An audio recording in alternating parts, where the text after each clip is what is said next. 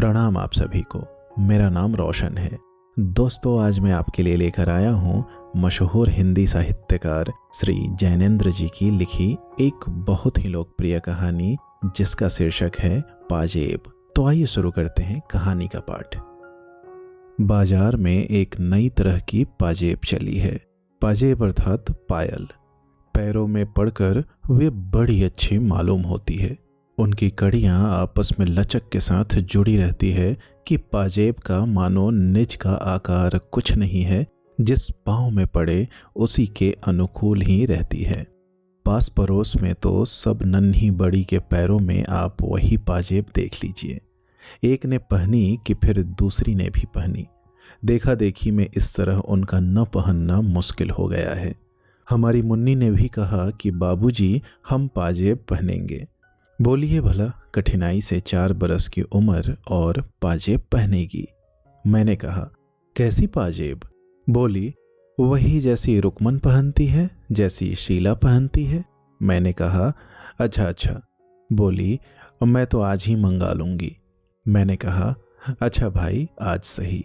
उस वक्त तो खैर मुन्नी किसी काम में बहल गई, लेकिन जब दोपहर आई मुन्नी की बुआ, तब वह मुन्नी सहज मानने वाली न थी।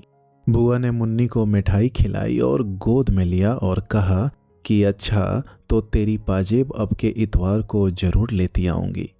इतवार को बुआ आई और पाजेब ले आई। मुन्नी पहनकर खुशी के मारे यहाँ से वहाँ ठुमकती फिरी। रुकमन के पास गई और कहा, देख रुकमन, मेरी पाजेब। शीला को भी अपनी पाजेब दिखाई। सबने पाजेब पहनी देखकर उसे प्यार किया और तारीफ की। सचमुच वह चांदी की सफेद 2-3 लड़ियां सी टखनों के चारों ओर लिपटकर चुपचाप बिछी हुई बहुत ही सुघर लगती थी और बच्ची की खुशी का ठिकाना न था। और हमारे महाशय आशुतोष, जो मुन्नी के बड़े भाई थे, पहले तो मुन्नी को सजी बजी देखकर बड़े खुश हुए। वह हाथ पकड़कर अपनी बढ़िया मुन्नी को पाजेब सहित दिखाने के लिए आसपास ले गए। मुन्नी की पाजेब का गौरव उन्हें अपना भी मालूम होता था। वह खूब हंसे और ताली पीटी, लेकिन थोड़ी देर बाद वह ठुमकने लगे कि मुन्नी को पाजेब दी सो हम भी बाइसिकल लेंगे। बुआ ने कहा कि अच्छा बेटा, अब के जन्मदिन को तुझे बाइसिकल दिलवाएंगे। आशुतोष बाबू ने कहा कि हम तो अभी लेंगे। बुआ जी ने कहा, छी, तू कोई लड़की है? जिद तो लड़कियां किया करती है और लड़कियां रोती है। कहीं बाबू साहब लोग रोते हैं? आशुतोष बाबू ने कहा कि हम बाइसिकल जरूर लेंगे जन्मदिन वाले रोज। बुआ ने कहा कि हाँ, यह बात पक्की रही, जन्मदिन पर तुमको बाइसिकल मिलेगी। इस तरह वह इतवार का दिन हंसी खुशी पूरा हुआ। शाम होने पर बच्चों की बुआ चली गई। पाजेब का शौक घड़ी भर का था, वह फिर उतार कर रख रखा दी गई जिससे कहीं खो न जाए। पाजेब वह बारीक और सुबुक काम की थी और खासे दाम लग गए थे। श्रीमती जी ने हमसे कहा, क्यों जी, लगती तो अच्छी है, मैं भी अपने लिए बनवा लूं? मैंने कहा कि क्यों ना बनवाओ, तुम कौन 4 बरस की नहीं हो। खैर यह हुआ, पर मैं रात को अपनी मेज पर था कि श्रीमती ने आकर कहा कि तुमने पाजेब तो नहीं देखी। मैंने आश्चर्य से कहा कि क्या मतलब? बोली, देखो, यहाँ मेज वेज पर तो नहीं है। एक तो है पर दूसरे पैर की मिलती नहीं है, जाने कहाँ गई। मैंने कहा कि जाएगी कहाँ, यहीं कहीं देख लो, मिल जाएगी। उन्होंने मेरे मेज के कागज उठाने धरने शुरू किए और अलमारी की किताबें टटोल डालने का भी मंसूबा दिखाया। मैंने कहा कि यह क्या कर रही हो, यहाँ वह कहाँ से आएगी? जवाब में वह मुझे से पूछने लगी कि फिर कहाँ है। मैंने कहा, तुम्ही ने तो रखी थी, कहाँ रखी थी? बतलाने लगी कि दोपहर के बाद कोई 2 बजे उतार कर दोनों को अच्छी तरह संभाल कर उस नीचे वाले बॉक्स में रख दी थी। अब देखा तो एक है, दूसरी गायब है। मैंने कहा कि तो चलकर वह इस कमरे में कैसे आ जाएगी? भूल हो गई होगी, एक रखी होगी, एक वहीं कहीं फर्श पर छूट गई होगी। देखो, मिल जाएगी, कहीं जा नहीं सकती। इस पर श्रीमती कहा सुनी करने लगी कि तुम तो ऐसे ही हो, खुद लापरवाह हो, दोष उल्टे मुझे देते हो। कह तो रही हूं कि मैंने दोनों संभाल कर रखी थी। मैंने कहा कि संभाल कर रखी थी तो फिर यहाँ वहाँ क्यों देख रही थी? जहाँ रखी थी वहीं से ले लो ना, वहां नहीं है तो फिर किसी ने निकाली ही होगी। श्रीमती जी बोली, मेरा भी यही ख्याल हो रहा है, हो न हो बंसी नौकर ने निकाली हो। मैंने रखी तब वह वहां मौजूद था। मैंने कहा, तो उससे पूछा? बोली, वह तो साफ इनकार कर रहा है। मैंने कहा, तो फिर? श्रीमती जी जोर से बोली, तो फिर मैं क्या बताऊं? तुम्हें तो किसी बात की फिक्र है नहीं, डांट कर कहते क्यों नहीं हो उस बंसी को बुलाकर, जरूर पाजेब उसी ने ली है। मैंने कहा कि अच्छा, तो उसे क्या कहना होगा? यह कहूं कि ला भाई पाजेब दे दे? श्रीमती झल्लाकर बोली कि हो चुका सब कुछ तुमसे, तुम्ही ने तो उस नौकर की जात को शहजोर बना रखा है। डांट न फटकार, नौकर ऐसे सिर न चढ़ेगा तो क्या होगा? कह तो रही हूं कि किसी ने उसे बक्स से निकाला ही है, और 16 में 15 आने यह बंसी है, सुनते हो ना, वही है। मैंने कहा कि मैंने बंसी से पूछा था, उसने नहीं ली मालूम होती। इस पर श्रीमती ने कहा कि तुम नौकरों को नहीं जानते, वे बड़े छंटे होते हैं, बंसी चोर जरूर है, नहीं तो क्या फरिश्ते लेने आते। मैंने कहा कि तुमने आशुतोष से भी पूछा? बोली, पूछा था, वह तो खुद ट्रंक और बक्स के नीचे घुस घुस कर खोज लगाने में मेरी मदद करता रहा है, वह नहीं ले सकता। मैंने कहा, उसे पतंग का बड़ा शौक है। बोली कि तुम तो उसे बताते बरसते कुछ हो नहीं, उम्र होती जा रही है, वह यूं ही रह जाएगा, तुम ही हो उसे पतंग की शह देने वाले।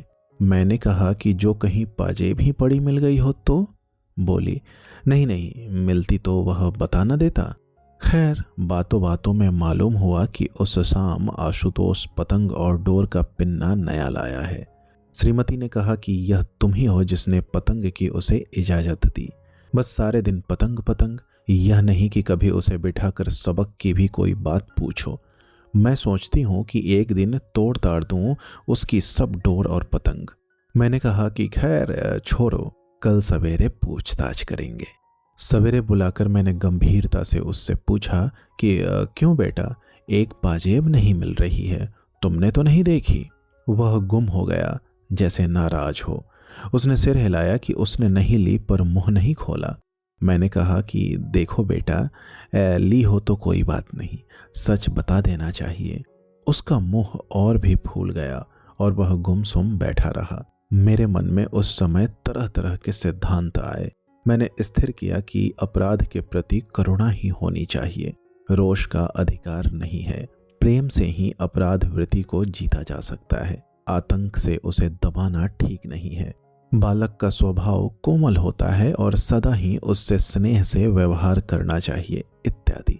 मैंने कहा कि बेटा आशुतोष, तुम घबराओ नहीं, सच कहने में घबराना नहीं चाहिए। ली हो तो खुलकर कह दो बेटा, हम कोई सच कहने की सजा थोड़े ही दे सकते हैं, बल्कि बोलने पर तो इनाम मिला करता है। आशुतोष तब बैठा सुनता रहा, उसका मुंह सूजा था, वह सामने मेरी आंखों में नहीं देख रहा था, रह रहकर उसके माथे पर बल पड़ते थे। क्यों बेटे, तुमने ली तो नहीं? उसने सिर हिलाकर क्रोध से अस्थिर और तेज आवाज में कहा कि मैंने नहीं ली, नहीं ली, नहीं ली। यह कहकर वह रोने को हो आया, पर रोया नहीं, आंखों में आंसू रोक लिए। उस वक्त मुझे प्रतीत हुआ उग्रता दोष का लक्षण है। मैंने कहा, देखो बेटा, डरो नहीं, अच्छा जाओ ढूंढो, शायद कहीं पड़ी हुई वह पाजेब मिल जाए, मिल जाएगी तो हम तुम्हें इनाम देंगे। वह चला गया और दूसरे कमरे में जाकर पहले तो एक कोने में खड़ा हो गया। कुछ देर चुपचाप खड़े रहकर वह फिर यहाँ वहाँ पाजेब की तलाश में लग गया। श्रीमती आकर बोली, आंसू से तुमने पूछ लिया, क्या ख्याल है? मैंने कहा कि संदेह तो मुझे होता है, नौकर का तो काम यह है नहीं। श्रीमती ने कहा, नहीं जी, आशु भला क्यों लेगा? मैं कुछ बोला नहीं। मेरा मन जाने कैसे गंभीर प्रेम के भाव से आशुतोष के प्रति उमड़ रहा था। मुझे ऐसा मालूम होता था कि ठीक इस समय आशुतोष को हमें अपनी सहानुभूति से वंचित नहीं करना चाहिए, बल्कि कुछ अतिरिक्त स्नेह इस समय बालक को मिलना चाहिए। मुझे यह एक भारी दुर्घटना मालूम होती थी। मालूम होता था कि अगर आशुतोष ने चोरी की है तो उसका इतना दोष नहीं है, बल्कि यह हमारे ऊपर बड़ा भारी इल्जाम है। बच्चे में चोरी की आदत भयावह हो सकती है, लेकिन बच्चे के लिए वैसी लाचारी उपस्थित हो आई, यह और भी कहीं भयानक है। यह हमारी आलोचना है, हम उस चोरी से बरी नहीं हो सकते। मैंने बुलाकर कहा, अच्छा सुनो, देखो मेरी तरफ देखो, यह बताओ कि पाजेब तुमने छन्नू को दी है ना? वह कुछ देर कुछ नहीं बोला। उसके चेहरे पर रंग आया और गया। मैं एक एक छाया ताड़ना चाहता था। मैंने आश्वासन देते हुए कहा कि डरने की कोई बात नहीं। हाँ हाँ बोलो, डरो नहीं। ठीक बताओ बेटे, कैसा हमारा सच्चा बेटा है? मानो बड़ी कठिनाई के बाद उसने अपना सिर हिलाया। मैंने बहुत खुश होकर कहा कि दी है ना छन्नू को? उसने सिर हिला दिया। अत्यंत सांत्वना के स्वर में स्नेहपूर्वक मैंने कहा कि मुंह से बोलो, छन्नू को दी है ना? उसने कहा, हाँ। मैंने अत्यंत हर्ष के साथ दोनों बाहों में लेकर उसे उठा लिया। कहा कि ऐसे ही बोल दिया करते हैं अच्छे लड़के। आशु हमारा राजा बेटा है। गर्व के भाव से उसे गोद में लिए लिए मैं उसकी माँ की तरफ गया। उल्लासपूर्वक बोला कि देखो, हमारे बेटे ने सच कबूल किया है, पाजेब उसने छन्नू को दे दी है। सुनकर माँ उसकी बहुत खुश हो आई। उन्होंने उसे चूमा, बहुत शाबाशी दी और उसकी बलैयां लेने लगी। आशुतोष भी मुस्कुरा आया, अगरचे एक उदासी भी उसके चेहरे से दूर नहीं हुई थी। उसके बाद अलग ले जाकर मैंने बड़े प्रेम से पूछा कि पाजेब छन्नू के पास है ना? जाओ मांग ला सकते हो उससे। आशुतोष मेरी ओर देखता हुआ बैठा रहा। मैंने कहा कि जाओ बेटे, ले आओ। उसने जवाब में मुंह नहीं खोला। मैंने आग्रह किया तो वह बोला कि छन्नू के पास नहीं हुई तो वह कहाँ से देगा? मैंने कहा कि तो जिसको उसने दी होगी उसका नाम बता देगा। सुनकर वह चुप हो गया। मेरे बार बार कहने पर वह यही कहता रहा कि पाजेब छन्नू के पास न हुई तो वह देगा कहाँ से? अंत में हारकर मैंने कहा कि वह कहीं तो होगी। अच्छा, तुमने कहाँ से उठाई थी? पड़ी मिली थी। और फिर नीचे जाकर वह तुमने छन्नू को दिखाई? हाँ। फिर उसी ने कहा कि इसे बेचेंगे? हाँ। कहाँ बेचने को कहा? कहा मिठाई लाएंगे। नहीं, पतंग लाएंगे। हाँ। सो पाजेब छन्नू के पास रह गई? हाँ। तो उसी के पास होनी चाहिए ना, या पतंग वाले के पास होगी? जाओ बेटा, उससे ले आओ। कहना हमारे बाबूजी तुम्हें इनाम देंगे। वह जाना नहीं चाहता था। उसने फिर कहा कि छन्नू के पास नहीं हुई तो कहाँ से देगा? मुझे उसकी जिद बुरी मालूम हुई। मैंने कहा कि तो कहीं तुमने उसे गाड़ दिया है? क्या किया है? बोलते क्यों नहीं? वह मेरी ओर देखता रहा और कुछ नहीं बोला। मैंने कहा, कुछ कहते क्यों नहीं? वह गुमसुम रह गया और नहीं बोला। मैंने डपट कर कहा कि जाओ, जहां हो वहीं से पाजेब लेकर आओ। जब वह अपनी जगह से नहीं उठा और नहीं गया तो मैंने उसे कान पकड़कर उठाया। कहा कि सुनते हो, जाओ पाजेब लेकर आओ, नहीं तो घर में तुम्हारा काम नहीं है। उस तरह उठाया जाकर वह उठ गया और कमरे से बाहर निकल गया। निकलकर बरामदे के एक कोने में रूठा मुंह बनाकर खड़ा रह गया। मुझे बड़ा क्षोभ हो रहा था। यह लड़का सच बोलकर अब किस बात से घबरा रहा है, यह मैं कुछ समझ न सका। मैंने बाहर आकर धीरे से कहा कि जाओ भाई, जाकर छन्नू से कहते क्यों नहीं हो? पहले तो उसने कोई जवाब नहीं दिया, और जवाब दिया तो बार बार कहने लगा कि छन्नू के पास नहीं हुई तो वह कहाँ से देगा। मैंने कहा कि जितने में उसने बेची होगी वह दाम दे देंगे, समझे ना? जाओ, तुम कहो तो। छन्नू की माँ तो कह रही थी कि उसका लड़का ऐसा काम नहीं कर सकता, उसने पाजेब नहीं देखी। जिस पर आशुतोष की माँ ने कहा कि नहीं, तुम्हारा छन्नू झूठ बोलता है। क्यों रे आशुतोष, तैने दी थी ना? आशुतोष ने धीरे से कहा, हाँ दी थी। दूसरे ओर से छन्नू बढ़कर आया और हाथ फटकार कर बोला कि मुझे नहीं दी। क्यों रे, मुझे कब दी थी?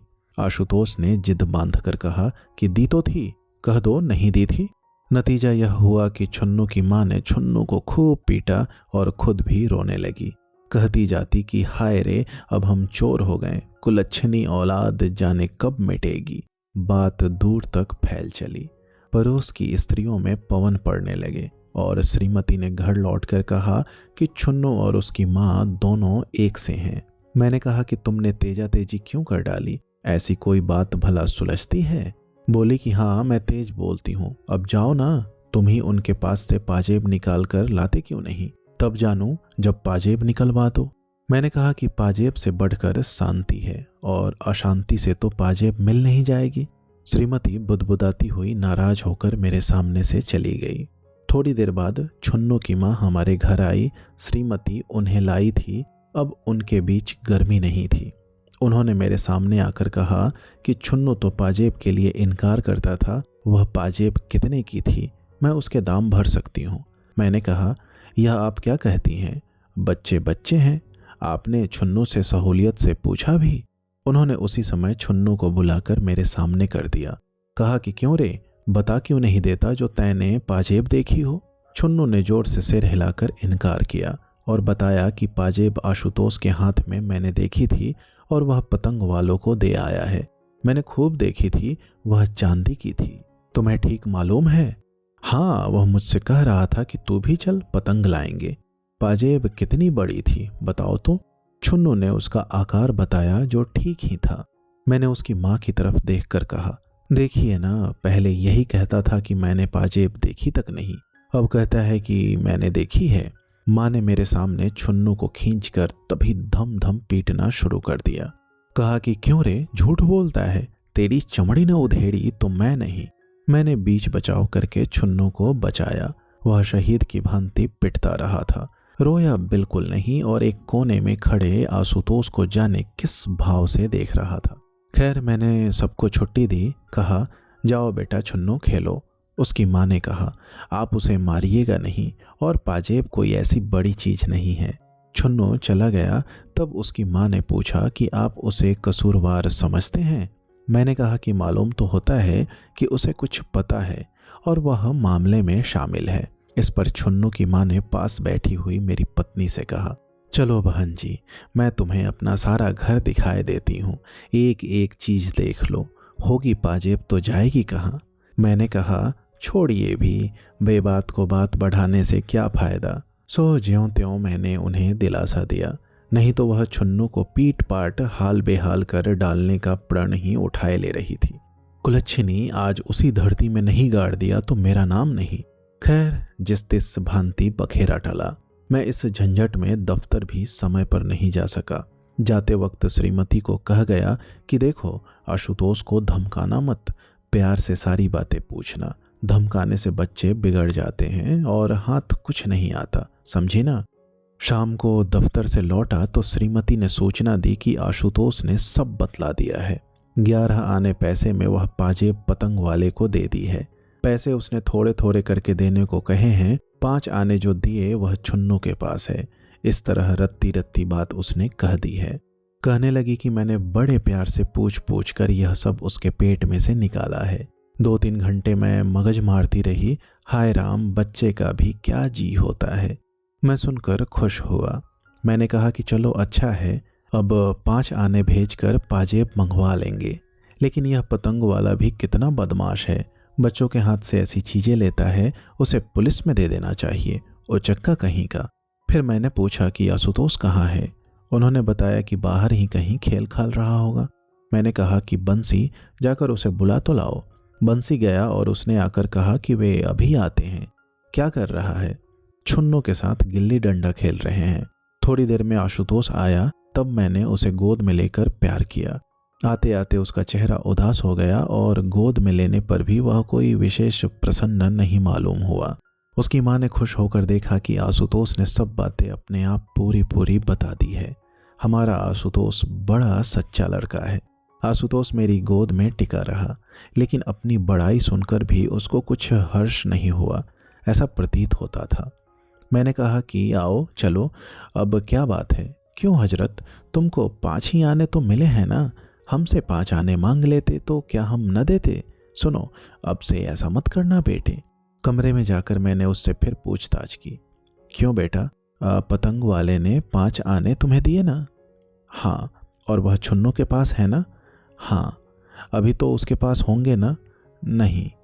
खर्च कर दिए? नहीं। नहीं खर्च किए? हाँ। खर्च किए कि नहीं खर्च किए? उस ओर से प्रश्न करने पर वह मेरी ओर देखता रहा, उत्तर नहीं दिया। बताओ, खर्च कर दिए कि अभी हैं? जवाब में उसने एक बार हाँ कहा तो दूसरी बार नहीं कहा। मैंने कहा, तो यह क्यों नहीं कहते कि तुम्हें नहीं मालूम है? हाँ। बेटा, मालूम है ना? हाँ।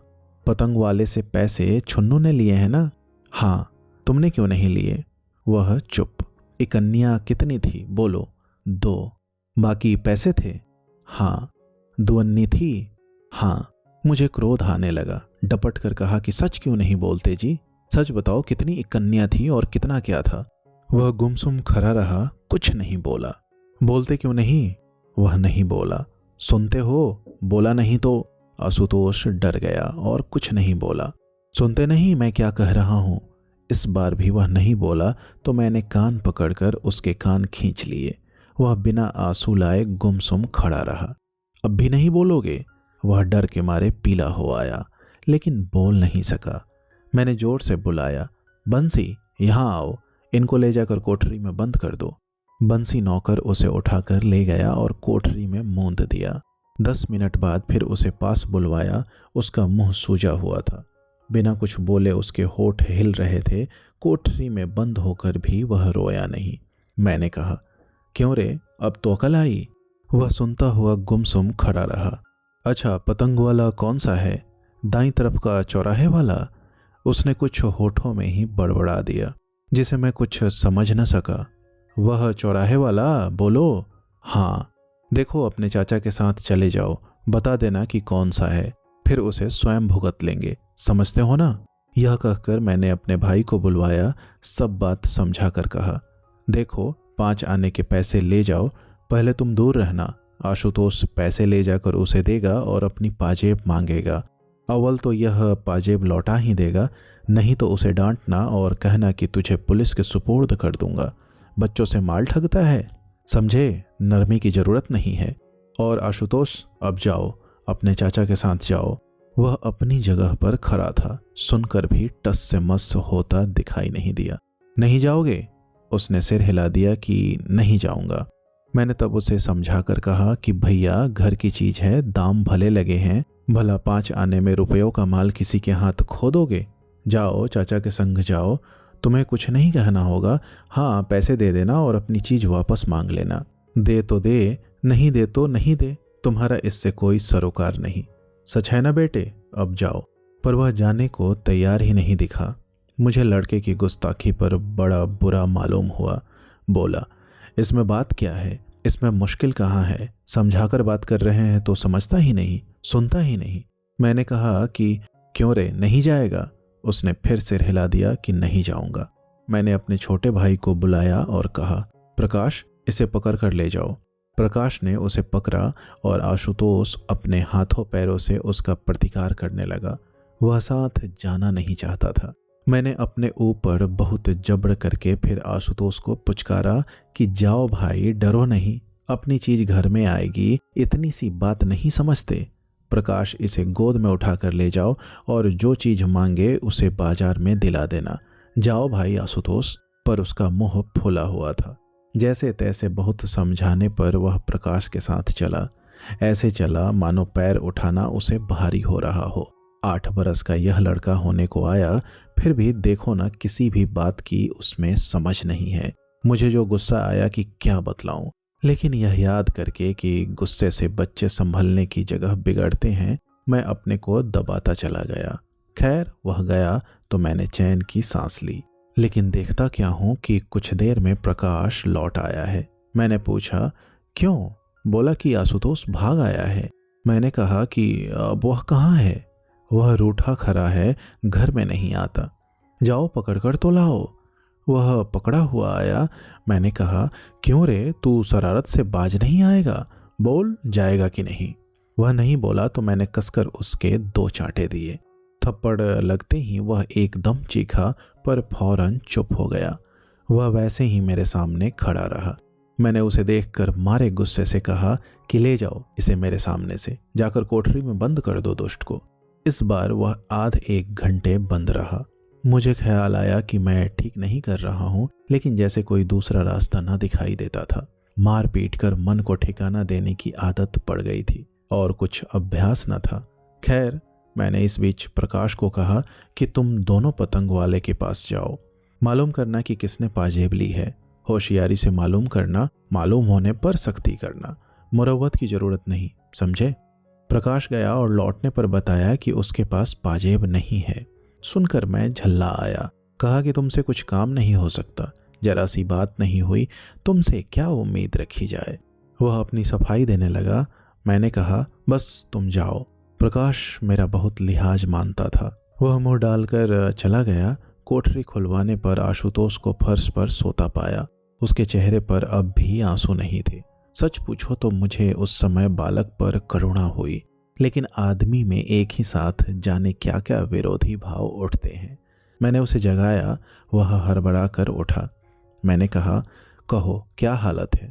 थोड़ी देर तक वह समझा ही नहीं, फिर शायद पिछला सिलसिला याद आया। झट उसके चेहरे पर वही जिद, अकड़ और प्रतिरोध के भाव दिखाई देने लगे। मैंने कहा कि या तो राजी राजी चले जाओ, नहीं तो इस कोठरी में फिर बंद किए देते हैं। आशुतोष पर इसका विशेष प्रभाव पड़ा हो ऐसा मालूम नहीं हुआ। खैर उसे पकड़ कर लाया और समझाने लगा। मैंने निकाल कर उसे 1 रुपया दिया और कहा, बेटा इसे पतंग वाले को दे देना और पाजेब मांग लेना, कोई घबराने की बात नहीं, तुम समझदार लड़के हो। उसने कहा कि पाजेब उसके पास नहीं हुई तो वह कहाँ से देगा। इसका क्या मतलब? तुमने कहा ना कि 5 आने में पाजेब दी है, न हो तो छुन्नू को भी साथ ले लेना, समझे। वह चुप हो गया। आखिर समझाने पर जाने को तैयार हुआ। मैंने प्रेम पूर्वक उसे प्रकाश के साथ जाने को कहा। उसका मुंह भारी देखकर डांटने ही वाला था कि इतने में सामने उसकी बुआ दिखाई दी। बुआ ने आशुतोष के सिर पर हाथ रखकर पूछा कि कहाँ जा रहे हो। मैं तो तुम्हारे लिए केले और मिठाई लाई हूँ। आशुतोष का चेहरा रूठा ही रहा। मैंने बुआ से कहा कि उसे रोको मत, जाने दो। आशुतोष रुकने को उद्यत था। वह चलने में आनाकानी दिखाने लगा। बुआ ने पूछा, क्या बात है। मैंने कहा, कोई बात नहीं, जाने दो ना उसे। पर आशुतोष मचलने पर आ गया था। मैंने डांट कर कहा, प्रकाश इसे ले क्यों नहीं जाते हो। बुआ ने कहा कि बात क्या है, क्या बात है। मैंने पुकारा, बंसी तू भी साथ जा, बीच में लौटने न पाए। सो मेरे आदेश पर दोनों आशुतोष को जबरदस्ती उठाकर सामने से ले गए। बुआ ने कहा, क्यों उसे सता रहे हो। मैंने कहा कि कुछ नहीं, जरा यूं ही। फिर मैं इनके साथ इधर उधर की बातें ले उठा। राजनीति राष्ट्र की ही नहीं होती, मोहल्ले में भी राजनीति होती है। यह भार स्त्रियों पर टिकता है। कहाँ क्या हुआ, क्या होना चाहिए इत्यादि चर्चा स्त्रियों को लेकर रंग फैलाती है। इसी प्रकार कुछ बातें हुई। फिर छोटा सा बक्सा सरका कर बोली, इनमें वह कागज है जो तुमने मांगे थे। और यहाँ यह कहकर उन्होंने अपने बास्केट की जेब में हाथ डालकर पाजेब निकालकर सामने की, जैसे सामने बिच्छू हो। मैं भयभीत भाव से कह उठा कि यह क्या। बोली कि उस रोज भूल से यह एक पाजेब मेरे साथ चली गई थी। दोस्तों, उम्मीद करता हूँ यह कहानी आपको पसंद आई होगी। ऐसी ही ढेरों कहानियाँ सुनने के लिए आप हमसे जुड़े रहें। बहुत बहुत धन्यवाद।